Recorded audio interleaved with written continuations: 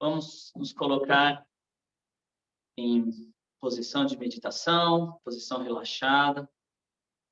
Vamos nos abrir agora para o conhecimento que está por vir.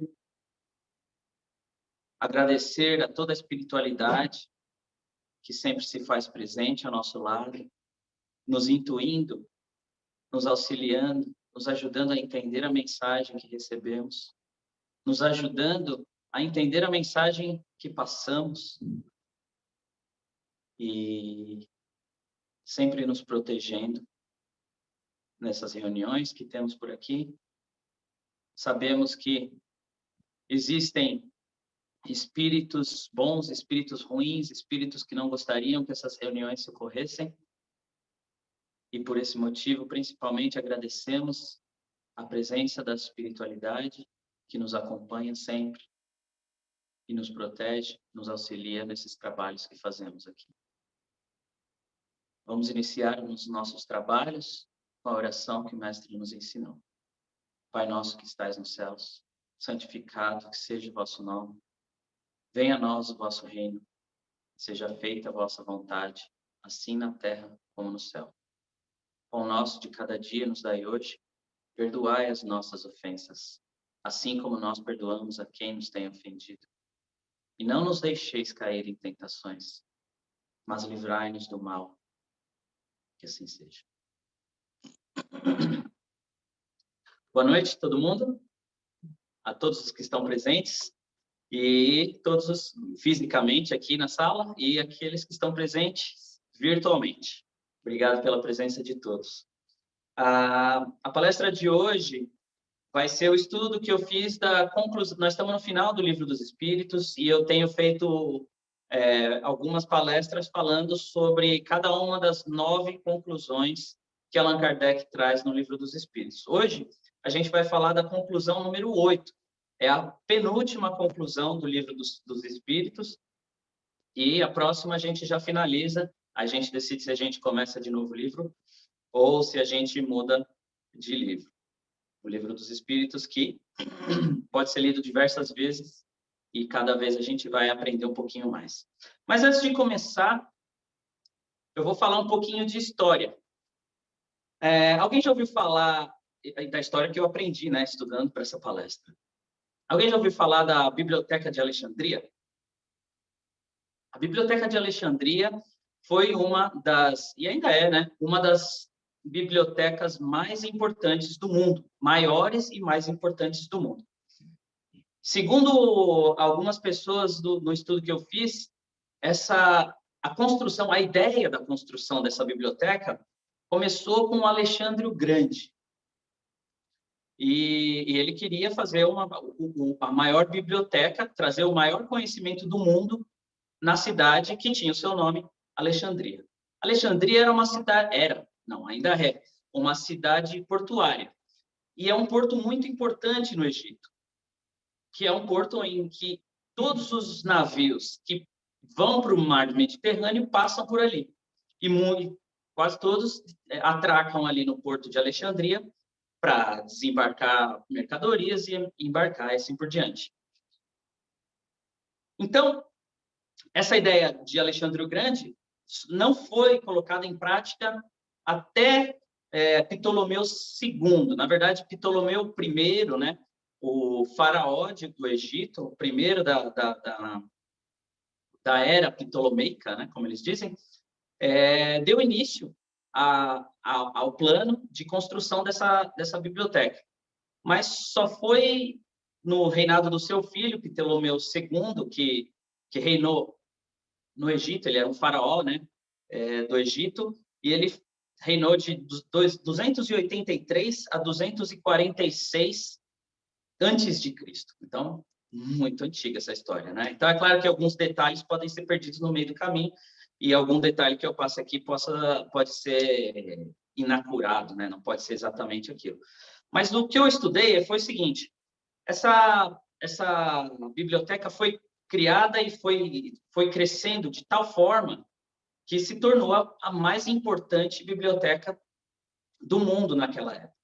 Ela chegou a ter 700 mil, de acordo com estimativas, né, de historiadores, até 700 mil rolos, né? Não eram livros, né? Eram rolos, né? Papiros, aqueles... né? Os livros eram enrolados. Hoje, só por curiosidade, essa biblioteca hoje tem uma capacidade de 8 milhões de livros. Então, é impressionante a quantidade de conhecimento que está dentro dessa biblioteca. E a forma como os governantes de Alexandria decidiram e tiveram a ideia de crescer essa biblioteca foi utilizando o porto como alavanca. Então, eles falavam para todos os navios que atracavam naquele porto: quando você atracar, para você atracar no meu porto, você tem que me dar todos os livros que você tem no seu navio e eu vou fazer uma cópia.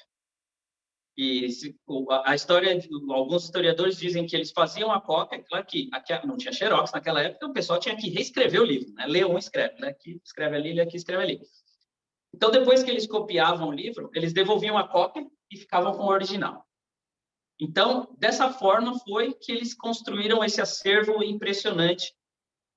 Em certo momento, um dos diretores dessa biblioteca, não me lembro se o nome dele era Erasto ou algum outro nome, mas criou o primeiro guia de uma biblioteca que existiu. Só o guia da biblioteca tinha 120 volumes, 120 papiros para dizer o que tinha dentro da biblioteca. Em certo momento, os livros que já não cabiam mais nessa biblioteca passaram a ser estocados numa filial que eles criaram para isso. Então, é uma história interessante de uma biblioteca muito importante. E essa biblioteca, ela sofreu, na história, alguns reveses. Em 48 a.C., acidentalmente, Júlio César, tentando fugir de pessoas que queriam matar ele, acabou, ao atear fogo nos navios para tentar fugir, de acordo com o que eu vi lá, o fogo chegou até a biblioteca e destruiu uma boa parte da biblioteca. Não destruiu ela toda. E a história o motivo que eu estou falando dessa biblioteca é por causa de uma história que é de 642 depois de Cristo. O califa Omar, califas, eu fui ver, né, porque eu não conhecia sobre isso. Califa ortodoxo lá no Egito eram as pessoas que são sucessores do profeta Maomé. Então, na religião islâmica, eles são como se fossem Deus, profetas, aqueles maiorais, pessoas mais importantes. Então, segundo a história, que já começou a ser questionada por muitos historiadores desde o século XVIII, esse califa Omar teria dito, em aproximadamente 642 depois de Cristo, ou seja, 900 anos depois que ela tinha sido criada, ele falou: se ela não contém, dizia ele, mais do que está no Alcorão, é inútil. Então deve ser queimada, logo deve ser queimada. Se contém coisa diversa, é nociva, logo deve ser queimada. Então, segundo alguns historiadores, o que é muito questionado, mas ela teria sido queimada nessa época e destruída completamente, no ano de 642. Isso e assim que começa Allan Kardec nessa conclusão número 8. Porque ele começa assim: de acordo com esse raciocínio do califa Omar, algumas pessoas perguntavam: ensinam os espíritos qualquer moral nova? Qualquer coisa superior que disse Cristo? Se a moral deles não é senão a do Evangelho, de que serve o Espiritismo? Ou seja, né? Você está falando a mesma coisa que Cristo já falou há 2000 anos, por que você está falando isso? Né? E aí, Allan Kardec inicia esse capítulo fazendo essa analogia com o que Omar Khalifa teria dito naquela época e teria usado como motivo para queimar essa biblioteca. A resposta é não. O Espiritismo não vem trazer nenhum ensinamento que é divergente, ou contrário, ou superior ao que disse Cristo. A moral de Cristo é exatamente a moral que vem trazer o Espiritismo. No Evangelho, capítulo 1, a gente já aprende onde Kardec diz: não vim destruir a lei, né? Nesse capítulo, ele vem informar os espíritas que achavam, eventualmente, que o Espiritismo era alguma coisa superior ou algo diferente do que disse Cristo, que não. Aqui, o que traz o Espiritismo é a lei moral de Cristo. Ao mesmo tempo, informar aqueles que não são espíritas que o Espiritismo não veio contrariar o que diz o que disse Cristo. Tanto que na pergunta 625 do Livro dos Espíritos, Kardec pergunta: qual o tipo mais perfeito, ou qual seria a pessoa mais perfeita que Deus tem oferecido ao homem para lhe servir como guia e modelo? E a resposta é Jesus. A gente segue Jesus e a gente estuda as palavras de Jesus no Espiritismo. E, de certa forma, se a gente for analisar esse raciocínio de que o Espiritismo está trazendo as mesmas informações que disse Jesus, a gente pode fazer o mesmo raciocínio quando Jesus veio e falou muita coisa que já estava no decálogo que trouxe Moisés. Os 10 mandamentos não foram contrariados por Jesus. Jesus trouxe um novo entendimento, explicação maior sobre os 10 mandamentos. Ele veio explicar melhor, trazer como se fosse relembrar aquilo que foi trazido por Moisés. Pois diziam lá, né? Antes que viesse o Cristo, não tinham os homens a lei dada por Deus a Moisés? A doutrina de Cristo não se acha contida no decálogo? Então, Jesus, quando trouxe a moral cristã, ele não revolucionou nada. Ele veio trazer mais um capítulo daquela história. E por isso a gente vai dizer que a moral que Jesus trouxe era inútil? De forma nenhuma. Ele veio explicar com palavras melhores. E outra coisa que a gente pode pensar é a seguinte: você, há 2000 anos, 2021, não, 2022, já passamos, né?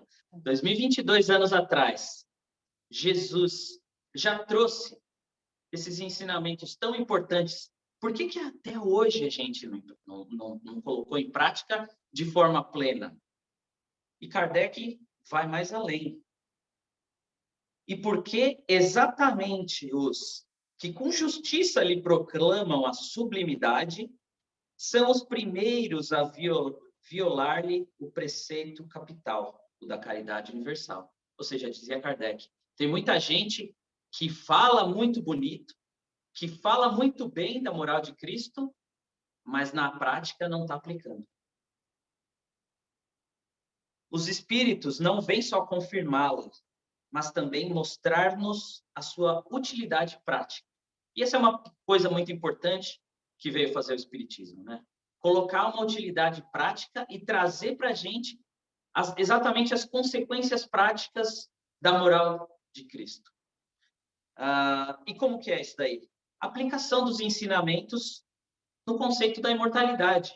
A ideia de que tudo que você faz hoje ecoa para a eternidade. Tudo que você faz hoje vai trazer resultados positivos ou não, né? Ou dificuldades para a sua vida futura, que não é mais aquela ideia de uma vida material. Naquela época, ainda na época de Kardec, estava muito forte o conceito do materialismo. Então, as pessoas tinham muito forte essa ideia de que tudo começava no berço e terminava no túmulo, né? E disse Jesus já, meu reino não é deste mundo. Então, ele já falou da imortalidade. Ao mesmo tempo, o Espiritismo torna inteligível torna inteligível e patente as verdades que haviam sido ensinadas sob forma alegórica. Então, a gente sabe que Jesus falava muito por parábolas. E ele falava por parábolas, no meu entendimento, eu entendo, acho que é o entendimento de vocês também, a gente sabe que Jesus falava por parábolas porque não podia falar de forma direta naquela época. Ele tinha que trazer um conhecimento e uma linguagem que fosse inteligível para o povo da época. Então, ele trazia as parábolas, as pessoas entendiam e seguiam as parábolas, mesmo sem entender completamente, 100%, o conceito que ele estava trazendo. No capítulo 16 do Evangelho de João, no Novo Testamento, versículo 12, Jesus ainda já fala. Ele já avisou, né, ainda havia mais informação. Porque ele disse: ainda tenho muito que vos dizer, mas vós não o podeis suportar agora. Então, essa é a primeira coisa.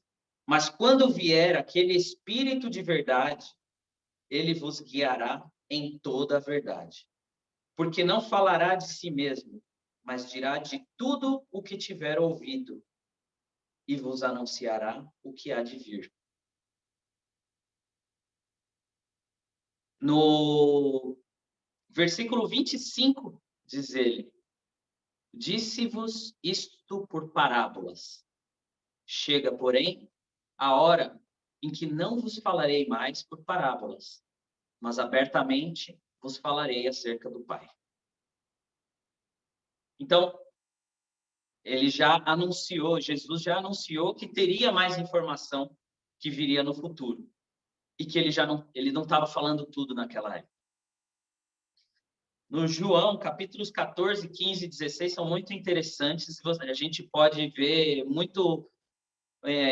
de forma muito legal essa forma que ele fala do que vai vir para frente, quando que ele vai se despedir, que vai vir o Espírito de verdade. Então, são capítulos interessantes para a gente estudar e tentar fazer a conexão do que Jesus falou 2022 anos atrás com o que Kardec trouxe para a gente de forma organizada nesse trabalho maravilhoso que ele fez há aproximadamente 160 anos.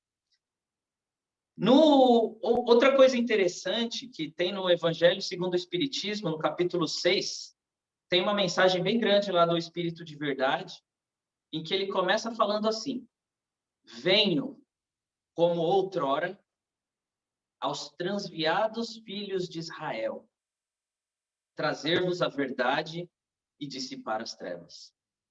Então, é legal que você vai vendo as conexões. Eu sei que é complicado a gente fazer essas conclusões, né? Porque não dá para saber, eu não quero dizer que eu tenho certeza de nada, mas é interessante como me parece que o Espírito de Verdade, na comunicação que ele fez para Kardec no Evangelho segundo o Espiritismo, parece que está falando em primeira pessoa, como se fosse Jesus em Israel há 2021 anos atrás, 22. Bom, e continua Kardec, e justamente com a moral trazem-nos a definição dos mais abstratos problemas da psicologia. Então, o Espiritismo ele traz essa vontade para a gente de olhar para dentro de nós, para estudarmos a nós mesmos, entender quem somos nós, nos conhecer e saber o que a gente tem que melhorar, se corrigir para evoluir na nossa vida. Jesus veio mostrar aos homens o caminho do verdadeiro bem. E por que, tendo enviado para fazer lembrar da sua lei, que estava esquecida, não poderia Deus enviar hoje os Espíritos a fim de lembrarem novamente os homens, e com maior precisão, quando eles as esquecem, para tudo sacrificar ao orgulho e à cobiça? Então, diz Kardec, né? Pô, se Jesus veio e relembrou muitas lições que foram trazidas por Moisés, por que não poderia Deus mandar os Espíritos agora para trazer e relembrar a gente das lições que foram trazidas por Jesus? Quem nos diz que, como os afirmam os Espíritos, não estão chegados os tempos preditos e que não chegamos aos em que verdades mal compreendidas ou falsamente interpretadas devam ser ostensivamente reveladas ao gênero humano para lhe apressar o adiantamento. Isso é interessante, né? Verdades mal compreendidas, ou seja, o Velho Testamento, Novo Testamento tiveram diversas interpretações. É claro que muitas interpretações corretas, de acordo, é claro que sempre é correto de acordo com alguém, né? Mas muitas interpretações equivocadas. Então, diz Kardec que os espíritos vieram corrigir essas interpretações erradas que tinham das verdades, né? Verdades mal compreendidas ou falsamente interpretadas. E que a gente agora deveria receber essa informação, né? Ostensivamente para apressar o adiantamento. Então, questiona Kardec, será que não tem algo de providencial nessas manifestações que se produzem simultaneamente em todos os pontos do globo? Ou seja, uma coisa é quando uma pessoa vem trazer uma informação, outra coisa é quando a mesma informação está sendo divulgada igualmente, simultaneamente, em vários lugares do planeta. E vem Kardec e continua, né?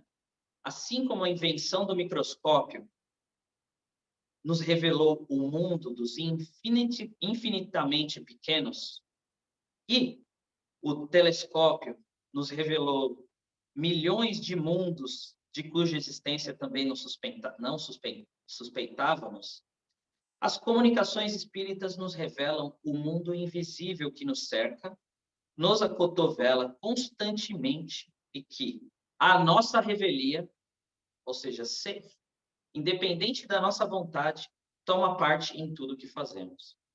Então, o que eu entendo com essa frase de Kardec? É uma coisa muito interessante, né? O que é o microscópio? O que é o telescópio? O microscópio é a informação? Não, o microscópio ele é usado para trazer informação. O telescópio da mesma forma. O planeta não está no telescópio. O telescópio te traz um entendimento sobre aquilo que você não conseguiria entender sem esta ferramenta. Então, esse é o meu entendimento do que Kardec quer dizer com essa frase, que o Espiritismo é a ferramenta que veio trazer para a gente o melhor entendimento das leis de Jesus e dos mecanismos da nossa imortalidade. Então, ele continua, né? E depois de certo tempo, a existência desse mundo que nos espera se tornará tão incontestável, o mundo invisível, como a do mundo microscópico e dos globos disseminados pelo espaço. Ou seja, conforme o tempo vai passar, os questionamentos sobre a existência desse mundo invisível, da espiritualidade, vai diminuir até certo ponto que não vai ser inquestionável. E, de fato, isso já aconteceu. E está acontecendo ainda hoje. 160 ou 160 e poucos anos atrás, quando o Espiritismo chegou, ele era amplamente questionado. Conforme passam os anos, cada ano que passa, mais evidências científicas, mais cientistas se interessam em estudar a vida após a morte, experiências de quase morte, e tudo o que envolve essa vida fora do nosso corpo. A gente já teve um avanço muito grande dos anos 1860 até aqui, ou 1857, quando foi lançado esse livro, até aqui. Então, é isso que Kardec diz. que essa verdade vai se tornar cada vez mais inquestionável. Porém, é claro que essas descobertas, todas ideias novas, contundentes e importantes na história da humanidade, quase sempre vieram para contrapor ideias já pré-estabelecidas e amplamente aceitas na sociedade. É claro que o espiritismo foi uma dessas coisas, né? Que veio contrapor o materialismo, que veio contrapor a ideia do cristianismo católico, por exemplo, que tinha outros entendimentos sobre a vida após a morte. É claro que ele seria atacado por isso. Nicolau Copérnico, quando veio com a ideia do heliocentrismo, ou seja, que os planetas giram em torno do Sol, em contraponto à ideia pré-estabelecida na época do geocentrismo, em que todo mundo acreditava que tudo girava em torno da Terra, ou seja, você da Terra aqui, você não sente a Terra girar. Você vê o Sol girar em torno da Terra, você vê a Lua girar em torno da Terra, você vê as estrelas se movimentarem em relação à Terra. Então, era uma ideia amplamente aceita que dizia que a Terra era o centro do universo. Nicolau Copérnico, naquela época, falou que o Sol era o centro do universo. É claro que de lá para cá já melhorou bastante. A gente sabe que o Sol só é o centro da Via Láctea, do Sistema Solar. Mas o Espiritismo, então, essa ideia que vem, é uma ideia revolucionária, que vem contrapor ideias pré-estabelecidas e conforme se pode esperar, pode sofrer e sofreu muitos ataques por isso.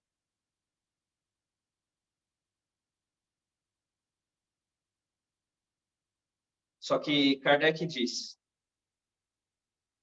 só que nosso amor próprio não teve que se curvar diante da evidência, ou seja, as pessoas que achavam que eram mais inteligentes ou que sabiam mais, que estavam acima da ideia do espiritismo, ou que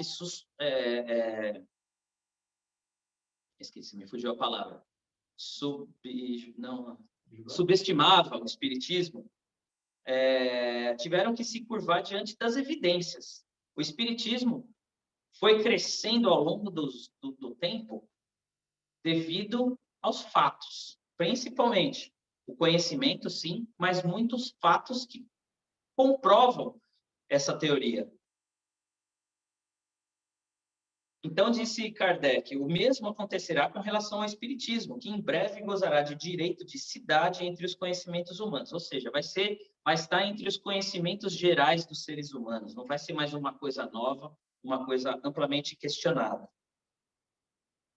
As comunicações com seres além-túmulo deram em resultado fazer-nos compreender a vida futura, fazer-nos vê-la, iniciar-nos no conhecimento das penas e gozos que nos estão preservados, de acordo com os nossos méritos, e desse modo encaminhar para o espiritualismo.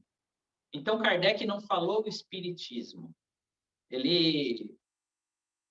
Essa foi um entendimento que eu vi da palestra do Simão Pedro de Lima, que é muito interessante, né? Ele é um cara muito bom, né?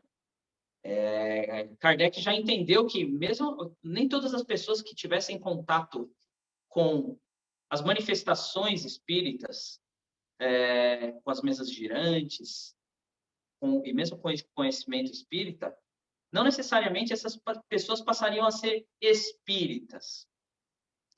Muitas dessas pessoas acabariam indo para outras religiões espiritualistas que também já são que são próximas do espiritismo, mas não necessariamente ao espiritismo. Então, encaminhar para o espiritualismo os que no homem somente viam a matéria.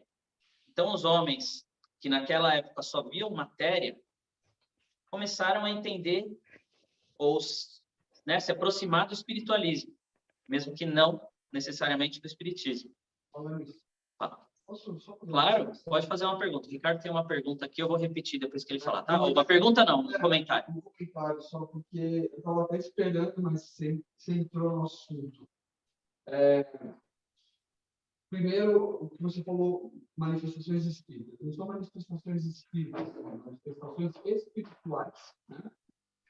E aí, acho que foi só a palavra que você usou, mas aí é o que exatamente vai ao encontro do que o Kardec falava. Kardec não tinha a intenção final de criar uma religião ou divulgar o espiritismo por si só, mas sim divulgar e explicar a existência do mundo do fenômeno espiritual, não espírita. Espírita é o nome que ele deu para isso. Sim, sim. Mas fenômeno espiritual. Então, eu acho que o objetivo dele foi alcançado, independente do espiritismo. Eu sou espírita, mas eu acredito que alguns anos para frente, poucas pessoas vão lembrar do espiritismo em si. Mas isso não é o importante, porque não é a palavra espírita ou o espiritismo em si que é importante, mas a ideia do que é a espiritualidade. Então, os fenômenos espirituais, né? E esse sim é o importante. Então, só para completar, porque eu estava com isso aqui para falar quando você comentou, né? Porque a questão do tempo, que naquela época as pessoas não entendiam. E, na verdade, esses fenômenos espirituais já eram conhecidos mesmo na época de Jesus. Sim, com certeza. Jesus nunca negou isso. Só que, óbvio, aí você também explicou com as palavras, com a forma que ele explicava na época, porque senão as pessoas não entenderiam também, né? Imagina, hoje, apesar de já ter se passado 2.000 anos, quantas pessoas ainda não entendem isso? Exatamente. De certa forma, a gente tem essa vantagem de entender, né? Mas muitas pessoas ainda não entendem. Entendem isso como fenômenos não existentes ou paranormais. Né? Para a gente não tem mais nada de paranormal. Exatamente. Então, não é nada, é só... Sim, não, mas é interessante. É uma coisa que, às vezes, a gente acaba caindo nesse erro, né? Que o Kardec trouxe ele aglomerou informações do estudo que ele fez sobre a vida fora do corpo, né? Sobre os fenômenos espirituais e assim por diante. Realmente, os fenômenos e as manifestações são espirituais, né? Espírita é o nome que o Kardec colocou para esse estudo que ele gerou. Né? Exatamente. Exatamente, como o mesmo Kardec aqui falou, né? Não necessariamente as pessoas passariam a ser espíritas, mas conheceriam o espiritualismo, né? Que é esse conhecimento da vida fora do corpo. Muito bom, obrigado. Bom, então, continuando Kardec, ele fala aqui, dessa forma, então, a gente pode dizer que o espiritismo, com fatos, matou o materialismo. Porque ele trouxe fatos. Existem coisas em manifestações diversas espirituais que ninguém tem como refutar. Não tem como falar, a comunicação não teria como aquele médium ter acesso à informação que ele passou durante a comunicação espiritual, por exemplo. Então, e continua Kardec, se fosse esse o único resultado que o espiritismo tivesse trazido, a sociedade só por isso já deveria ser muito grata ao espiritismo. Porque o materialismo, no entendimento do Kardec, estava denegrindo a sociedade. Ele antes disso daqui, antes dele estudar os fenômenos espirituais, antes dele ativamente trabalhar com o espiritismo, ele já trabalhava para tentar reduzir o fenômeno do materialismo nas faculdades lá na França, porque ele já estava preocupado, como discípulo de Pestalozzi, né, que ele era educador e tudo mais. Então, ele já se preocupava, antes de conhecer os fenômenos espirituais, ele já se preocupava com a ideia do materialismo, que ele achava que estava denegrindo a sociedade. Mas não é só isso que o espiritismo veio trazer. ele traz mais, ele mostra os inevitáveis efeitos do mal e, consequentemente, a necessidade do bem. Muito maior do que se pensa e cresce todos os dias o número daqueles em que há melhorado os sentimentos, neutralizado as más tendências e desviado do mal. Para essas pessoas, o futuro deixou de ser uma coisa imprecisa ou uma simples esperança. O futuro passou a alguma coisa concreta, palpável, que as pessoas começaram a ter certeza, ao invés de ter esperança. Por haver se tornado uma verdade que se compreende e se explica. Quem disso é testemunha, entra a refletir e sente a necessidade de si mesmo, de se conhecer, julgar e emendar. Ou seja, se corrigir, né? Fazer a famosa... Nossa, só estamos fugindo das palavras hoje. A nossa reforma interna, reforma íntima. Reforma íntima. Bom, então, e chegando nesse final do capítulo 8 das conclusões do Livro dos Espíritos, eu vou concluir aqui e vou fazer uma pergunta que eu quero ver se o pessoal daqui da sala e o pessoal que está no Zoom, é Zoom, né? Para a gente poder fazer um bate-papo aí.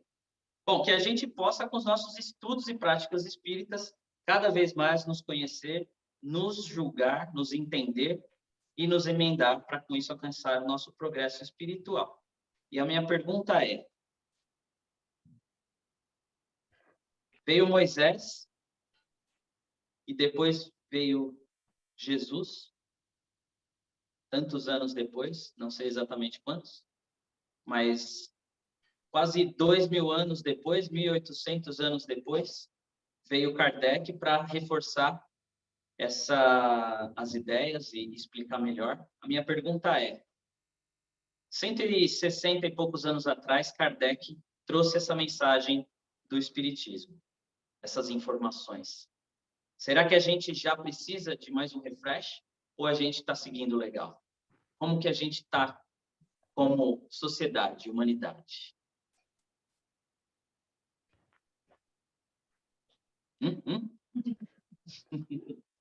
Reflexão diária. É uma reflexão diária, né? É claro que cada um de nós vai ter um julgamento próprio sobre si mesmo, né?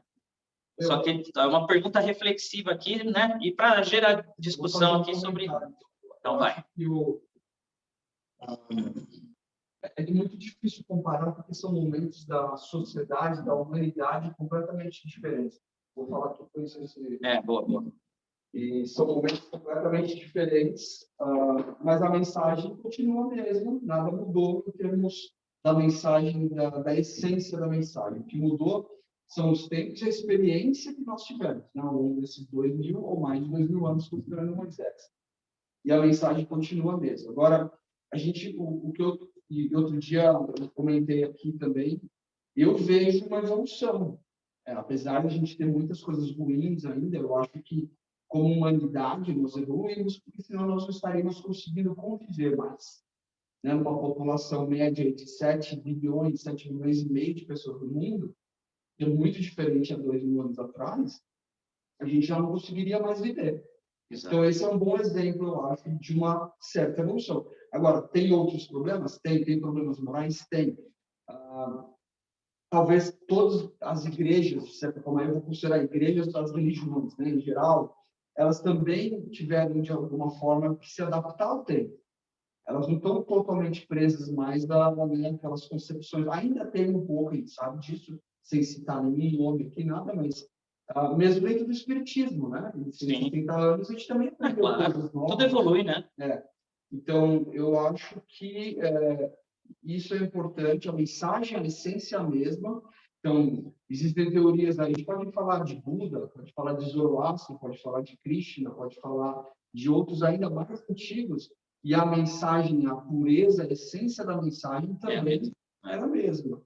E é isso, eu acho que, na minha opinião, é um ciclo. Uhum. A gente está passando por esse... E a gente sabe até calcado, baseado na questão da reencarnação, né? Sim. Que a gente acredita, né? Outros não acreditam. Então, isso é um ciclo que a gente está vivendo, que a gente vai passar.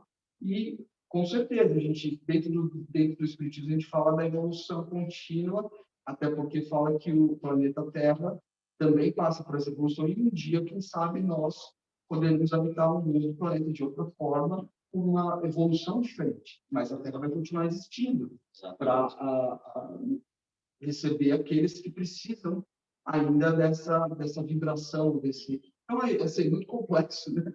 Mas eu acho legal pensar nisso, nunca pensar que a gente está envolvido, que a gente não está. Eu acho que a gente está sempre melhorando, às vezes em passos mais largos, às vezes em passos mais curtos, e é importante a gente colocar isso no nosso dia a dia, para refletir dentro da nossa família, dentro do nosso círculo de conhecimento, de amizades, que é isso, é o nosso exercício diário. Sim, perfeito. Não, é o meu entendimento também.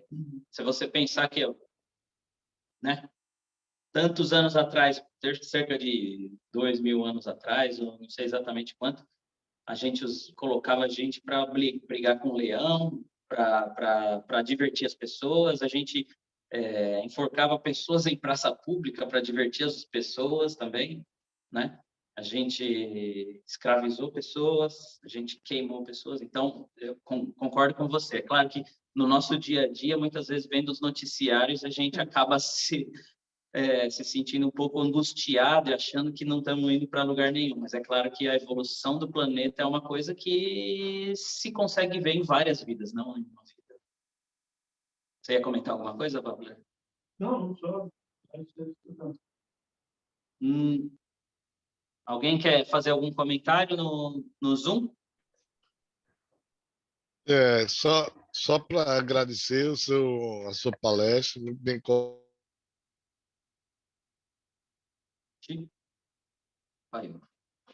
Alô?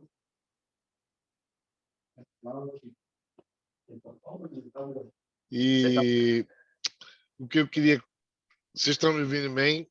Agora voltou. Tinha dado uma travada aí, mas voltou. Deixa eu desligar aqui a câmera, então. O que eu queria dizer é que, fazendo o referenciando as palavras de Kardec, né?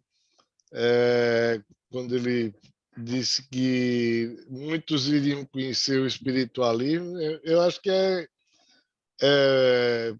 bem por aí. Eu acho que a gente já chegou lá e ainda aparecem outros entendimentos, né? Eu não digo outras correntes do espiritualismo, mas outros entendimentos. Isso aí é uma prova, pelo menos para mim, de que a humanidade está no caminho, como o Ricardo falou, né? E, infelizmente, a gente também sabe que as pessoas, os povos, as nações, elas caminham em passos diferentes, né? Em ritmo diferente, né? De acordo com o seu nível de evolução, né? Essa evolução que você mencionou aí. E a gente não pode almejar que a humanidade vai ser que vai um dia caminhar na mesma velocidade em termos de evolução. A gente sabe que isso aí é praticamente impossível, até porque da mesma forma que existe essa diferença no nosso mundo, existe a diferença entre o nosso mundo e outros mundos também, né? Como o próprio Kardec já falou. Então, eu acho que o mais importante é que a gente mantenha a mente aberta e continue a evoluir. Cada um dentro da sua proposta reencarnatória, cada povo dentro do seu nível de evolução, né? E com certeza a gente vai chegar lá. Muito obrigado novamente pela sua palestra. Obrigado pelo comentário, Ivo. Mais alguém? Sueli, Babler? Lisandra, Bia, Rafa, Fábio Souza. Agora tem um ponto interessante. O Fábio tem. Você Você está conectado aí? Será que não é bom tirar do mudo você? Só para o pessoal que ouvir. Um ponto interessante, mas vou dar foninho no meu. Um ponto interessante que você mesmo colocou, né? E às vezes as pessoas colocam isso. Moisés veio com os conceitos de justiça, Jesus com os conceitos de amor e veio o Espiritismo com o conceito de sabedoria, aí, né? De informação. Kardec há 160 anos, Jesus há 2.000 anos, Moisés 150 anos, século XV, 1500, né? Moisés, eu acho que foi tipo 500 anos antes de Cristo. 600 anos antes. Antes dele tem Hermes, Egito, 4.000 anos daqui, 2.000 anos de... Sócrates também, de 600 anos antes. 600, anterior a isso, o próprio Hermes no Egito, e já se cogitam hoje, já tem quase um estudo bem aprofundado a respeito disso, de 10.000 anos atrás em Atlanta. Né? Inclusive, no último estudo que nós fizemos, cogitou-se de Paulo ter se transformado lá na porta do como é que chama? De Damasco, né? Que ele caiu nos pés de Jesus, e ele passou a ser uma pessoa boa depois dele ter sido bastante ruim, né? Aí eu fui atrás das possíveis reencarnações dele, ele foi Davi. O rei Davi, que matou um monte de gente, mas tinha uma inteligência superior. E anterior a isso, ele foi parte de entidades em Atlanta, de pessoas de alto nível intelectual e que pensavam na bondade das pessoas. Então, para a gente ver, a gente olha para nós e a gente tenta colocar nós estamos melhorando, nós estamos piorando. A gente fala assim, o que era Atlanta e o que é hoje, nós estamos muito além disso, mas não quer dizer que a gente está piorando, né? Deve ter muitas outras pessoas que, dentro desse contexto, estão indo para um patamar de elevação dentro da... Então, quando você pergunta aí se a gente está melhorando ou piorando, eu acho que volta de novo o que o Ricardo falou. Eu estou melhorando ou eu estou piorando, porque a gente não consegue julgar a outra pessoa, né? É complicado. Mas é isso aí. Beleza. Obrigado pela palestra, foi legal mesmo. Obrigado pelo comentário. E uma coisa que é muito importante, que foi interessante que o Ricardo trouxe aí, é a população da Terra, né? Pega a população da Terra 2.000 anos atrás e a população da Terra agora, né? Concordo 100% com o que você falou. Se tivesse a população de hoje, há 2.000 anos atrás, gente do céu, não tinha como. Não tinha como. Então, a gente já evoluiu bastante só para viver em sociedade, já, com esse tanto de gente, né? Acho que talvez agora comece a diminuir, sei lá, não sei. Tem muito. Tinha senso. Não, se conhecia. Mamia. Tem muitos países que já estão de. Tem que ter senso. O rei queria saber quanta gente tinha para cobrar os impostos. Exato. Exatamente. Então, são os fora do sistema. Mais algum comentário, pessoal? Fiquem à vontade, sem pressão. Quem? Então, tá bom. Se não temos mais comentários, fazer o encerramento. Vamos nos colocar novamente de forma confortável. Agradecer por esse momento, agradecer por nossa saúde. Antes mesmo disso, agradecer pela nossa vida, nossa oportunidade de estarmos aqui. Pela nossa saúde, pela nossa família. Agradecer pela nossa casa, nosso trabalho e nosso alimento.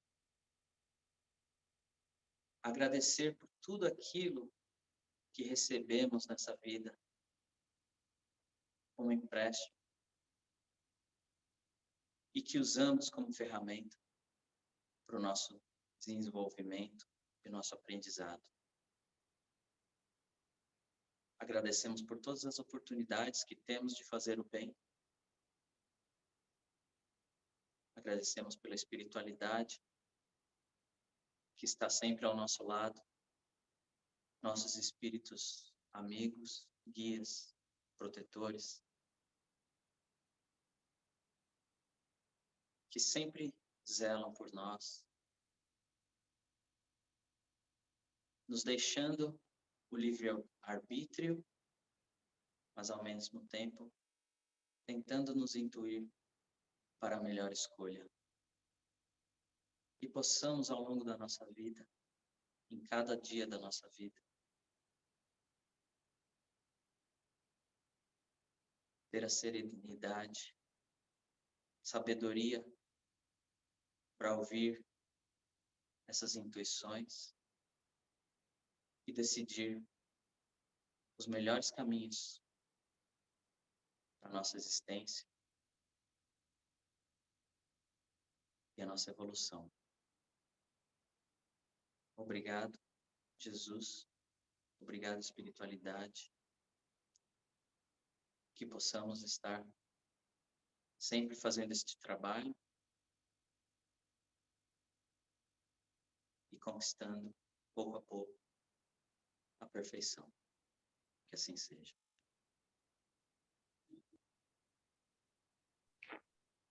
Obrigado, pessoal. Obrigado a todos pela participação.